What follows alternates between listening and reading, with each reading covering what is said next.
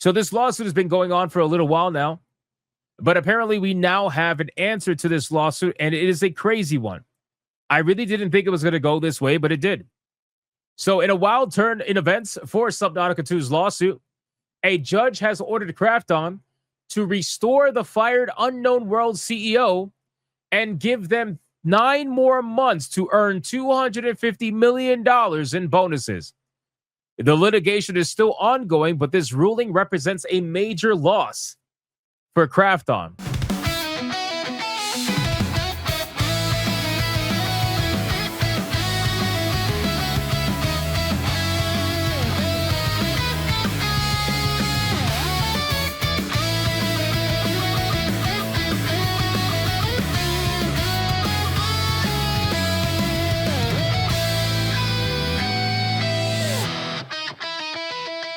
Now, that is actually fucking huge, okay?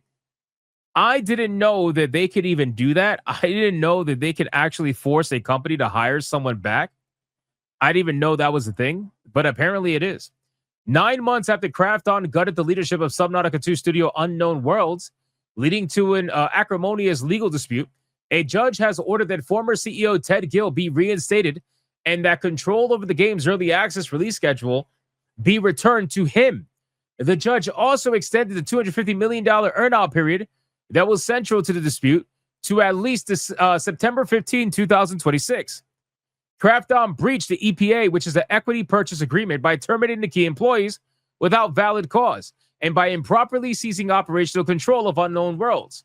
The ruling states, Edward Gill is hereby reinstated as CEO of Unknown Worlds, and his period of operational control under Section 2.7 of the EPA will be extended by the time then elapsed between his wrongful termination and his restoration. The July 1st, 2025 board resolution is declared ineffective to the extent that it infringes on Gill's operational control right. Bro, this is a massive fucking W for Gill. That is crazy, bro.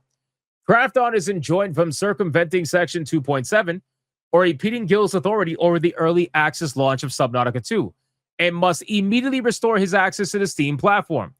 Finally, the base earn-out testing period is equitably extended by 258 days to September 15, 2026.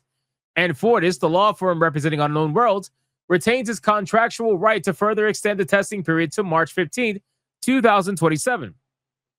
So, I mean, think about this. They're forcing them to rehire this guy. I gotta imagine, while it would feel good to felt Krafton like that, why would you want to work for them again? Why would you want to get hired by them again? Why would you actually want to go back to them after everything that's happened? Why would you want to do that? You got to realize, like, it's not going to be a great working experience, right? Like, surely they're going to constantly be gunning for you. Surely they're going to constantly be making an issue for you to try to get this game out. They're going to come up with every excuse to try to deny you being able to get the game out. Like, yes, I know you could work for them to felt them, but I don't know. I view it as the same as, like, Gina Carano going back to Disney after winning her lawsuit. Why the fuck would you go back to Disney after they fired you and try to ruin your life? It's kind of the same thing here with this CEO.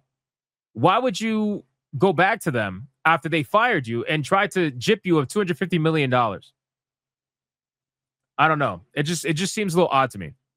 But here you go. So the judge acknowledged that putting Gill in charge of Unknown Worlds again and returning control of Subnautica 2 will cause tension with the parent company given the obvious bad blood between the parties. But that they continue does not excuse a material breach of contract or override the performance clause agreed to by both parties, and that both Unknown Worlds and Krafton can and must act in good faith to navigate the remaining contractual relationship. That's not happening. That is never going to happen, bro. Interestingly, the judge also said Unknown Worlds itself will suffer palpable harm if that action isn't taken.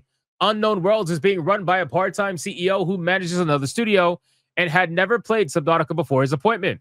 Key staff members have quit, and the early access release of Subnautica 2 has been put in jeopardy.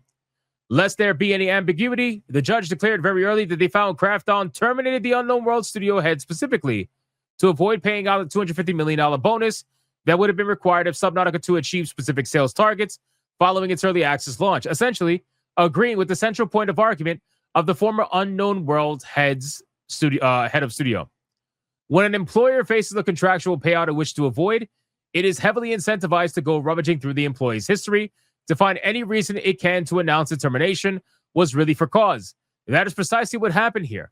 Frustrated by the key employee's refusal to forfeit operational control and facing a 9-figure liability, Krafton went searching for a pretext. Now, here's the interesting thing about this.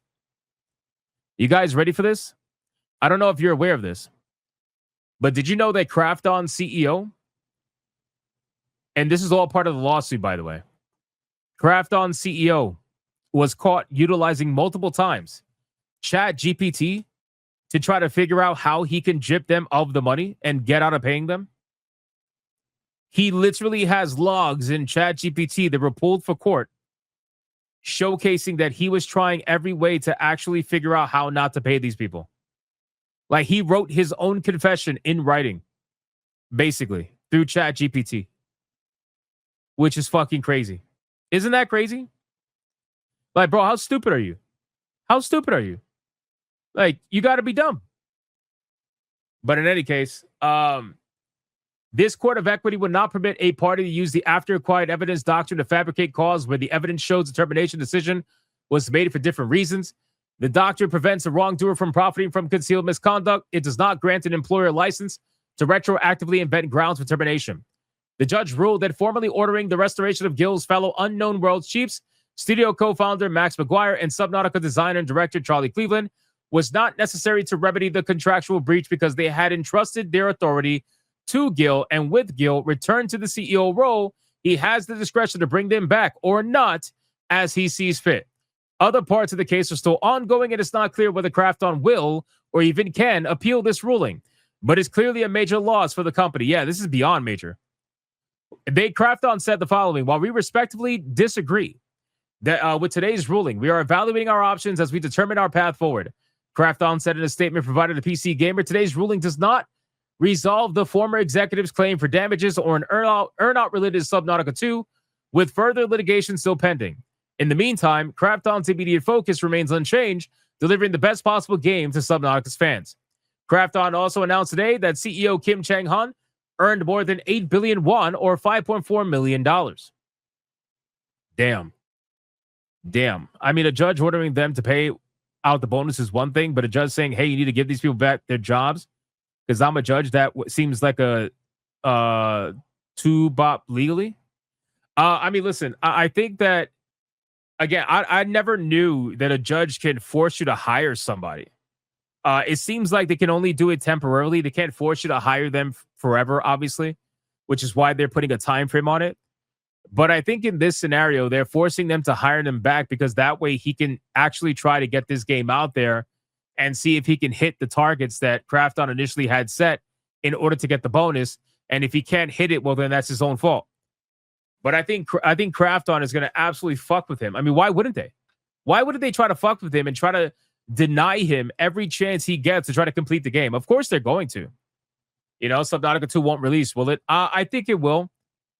I think it will. But, you know, considering this game is in such development hell with all this drama, I don't know how this is going to work, because again, they had an initial leadership team. That leadership team got fired. Then Krafton brought in a whole new leadership team.